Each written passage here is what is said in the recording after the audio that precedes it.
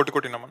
महाराज जी, गुरु बिनु भवनिधि तरे न कोई, जो विरंचि शंकर सम होई। हे गुरुदेव, जिन व्यक्तियों को कभी वृंदावन आने व गुरु दीक्षा व सत्संग प्राप्त करने का सौभाग्य प्राप्त नहीं होता, तो महाराज जी उन व्यक्तियों को भगवान मोबाइल से सत्संग सुनो, भाव से गुरु मान लो, सत्संग में जो आज्ञा है वो पालन करो, भगवत प्राप्ति हो जाएगी।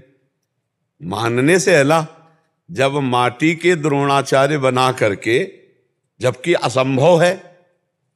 देखो, गुरुजी ने कहा राम राम बोलो, कृष्ण कृष्ण बोलो, हम जप रहे हैं, उनको गुरु मान लिया, कितना सहज है। लेकिन प्रत्यंचा चढ़ा करके धनुर्विद्या में प्रकांड हो जाना, बहुत प्रवीण हो जाना, ये तो असंभव बात है ना। मिट्टी की मूर्ति गुरु की बना के, क्योंकि उसके लिए हमको हर चेष्टा का ज्ञान प्रगट में चाहिए ना, वो केवल मिट्टी की मूर्ति। लेकिन गुरु महिमा अखंड मंडलाकारम व्याप्तम येन चराचरम, तो मिट्टी में भी गुरुदेव, तो मिट्टी की मूर्ति बनाकर जब गुरुदेव सिखाया नहीं और धनुर्विद्या में प्रवीण हो गए कि गुरुदेव को भी पता नहीं, तो आप मोबाइल से किसी भी संत को गुरु मानकर उनकी आज्ञा से अगर चले तो क्या आपको भगवत प्राप्ति नहीं हो जाएगी? क्यों? आप बोलिए, किसका प्रश्न है?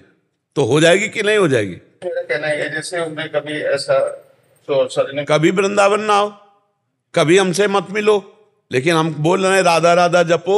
अब ये अगर अमेरिका में तुम्हें सुनाई दे राधा राधा जपने लगो और हमारी आज्ञा से चलने लगो, पराई माता बहनों की तरफ व्यभिचार दृष्टि मत रखो, मांस मदिरा मत पियो, सात्विक वृत्ति से रहो, वहीं भगवत प्राप्ति हो जाएगी। अमेरिका में वृंदावन मिल जाएगा। हमारा भी हम क्या कर सकते हैं अंध व्यक्तियों के लिए? ये कह रहे हैं कि आगे लिख रहे हैं कि क्या मैं भी उनके लिए नाम जप कर सकता हूँ, सबके लिए? देखो, संत महात्मा तो सबके लिए जपी रहे, सर्वे भवन्तु सुखिनः सर्वे सन्तु निरामया। पहले आप छक लो, आप भगवत प्राप्ति कर लो।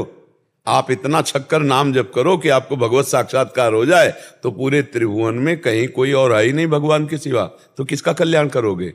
गीता में भगवान जी कह रहे, मत्ता परतरम नान्यत् किंचित् अस्ति धनंजय, मेरे सिवा और कोई है नहीं। तो भ्रम अपना मिटाना है, दूसरों का ले।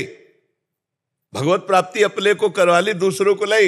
हमारा चश्मा जे ठीक हुआ तो जित देखूं तित श्याम मई है।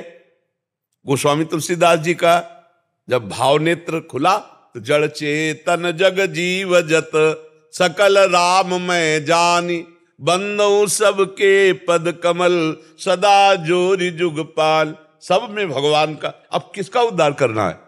उद्धार अपना करना है। हमारी दृष्टि बदल जाए तो सृष्टि भगवान ही बने हुए है, दूसरा कोई नहीं है। और जब हम में भगवत प्राप्ति का रंग चढ़ेगा ना, तो आपके स्पर्श से, आपके दर्शन से, आपके संभाषण से, आपकी छोटी छोटी चेष्टाओं से लोगों का कल्याण शुरू हो जाएगा। करना नहीं पड़ता, अपने आप कल्याण होने लगता है। पहले हमको छक के भजन करना है, पहले हमको देहाभिमान मिटाना है, पहले हमको नानात्व बुद्धि हटानी है।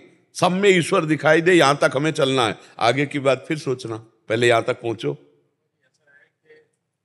हर 3 महीने में बैटरी डिस्चार्ज हो जाती है, फिर आपके कारखाने में आके इसको चार्ज कर लेते हैं तो अच्छा लगता है। नहीं तो वहां पर पड़े रहेंगे, ठीक है, लेकिन यहाँ पर आपसे दर्शन नहीं। इनका प्रश्न था कि जो आ नहीं सकते, जो मान लो नहीं आ सकते हैं, तो उनके भी कल्याण, और जो आ जाए तो अब फेस टू फेस जो बात है, अब वो हाँ वो कैसे है, मोबाइल का गुलाब जामुन और दुकान से अंतर होगा ना।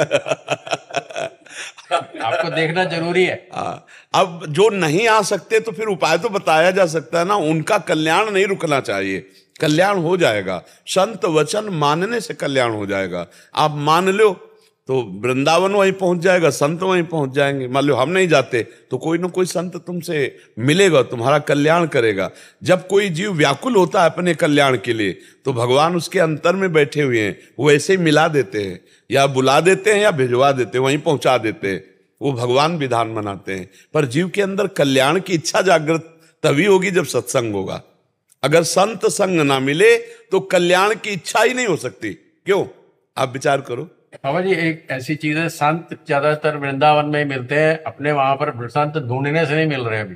बाबा जी, आपके कहे अनुसार हम गाय की रोटी बना के बाहर जाके देखते भी हैं कि कोई है या नहीं, कोई नहीं होता, सब सफाई। देखो, पहले सब संत सुखी विचरंत मई, आप संत विचरण करे तो कह रहे बच्चा चोर, मार डालते दो दो तीन तीन संतों को। तो अब संतों को भी तो लगने लगा कि भाई अब जाएंगे हम रोटी मांगने, कहेंगे बच्चा चुराने आए तो मार डाला जाएगा। जो बच्चा चुराने वाले होंगे उनका अलग, तुम पकड़ ही नहीं पाओगे उनको, वो तो अलग उनका होता है। अच्छा मान लो हम कह रहे हैं अगर हमें शंका है कि बच्चा चुराने वाले हैं तो उनको कैद कर लो, कमरे में बंद कर लो, पुलिस को बुलाओ, जानकारी कर लो कहाँ से आए कैसे आए, और फिर कानून हमारा उनको दंड देगा। अब ऐसे घेर के मार लाठी मार डाला, वो कौन सा पायल नहीं।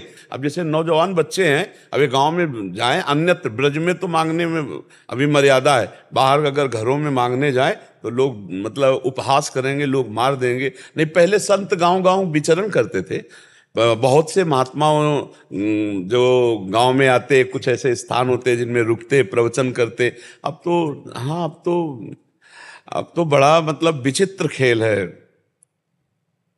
तपसी धनवंत और दरिद्र ग्रही कलि कौतुक तात लजात। अब तो भैया मतलब बड़ी विचित्र व्यवस्था है। हाँ, बहुत कलयुग का बड़ा भजन करके निकल जाओ, यही खास बात है। ले तो फसाओ, हर गली में फसाओ है, हर कदम में फसाओ है। भगवान की प्राप्ति बड़ी कठिन है। आपके आदेश अनुसार रोज घर के बाहर जाके देखते हैं कोई संत समय हो गया ना, इस आप नहीं मिलेंगे। हाँ, अब नहीं मिलेंगे, अब ऐसे नहीं मिले, बहुत कठिन हो गया। अब जो संत जन है वो अपनी अपनी गुफा, अपने अपने मकान बना करके चुपचाप भजन कर रहे हैं, क्योंकि कलिकाल का ऐसा प्रभाव है। अब ये काशी है, हरिद्वार है, वृंदावन है, अयोध्या है, अब हाँ अब ऐसे संत जन पाए जाएंगे। अब भ्रमण, इसीलिए यहीं पर आने का दिल करता बाबा जी। हाँ, नहीं तो आओ। जिनको नहीं आने को मिलता वो मोबाइल से सुन ले, लेकिन जिनको आने को मिलता है सौभाग्य तो धन्य भाग है, आना चाहिए महीने 2 महीने में। जिनको सुविधा है एक बार जरूर आ जाना चाहिए। दर्शन संभाषण बिहारी जी राधा वल्लभ जी से आंख मिला ले, ये सौभाग्य मोबाइल से थोड़ी मिलेगा। अब जैसे ऐसे आप जो आनंद ले रहे हैं वो मोबाइल से थोड़ी मिलेगा। 3 महीने तक चलेगा बाबा जी, ऐसे ही सोचते मन में सोचते बाबा जी से बात हुआ।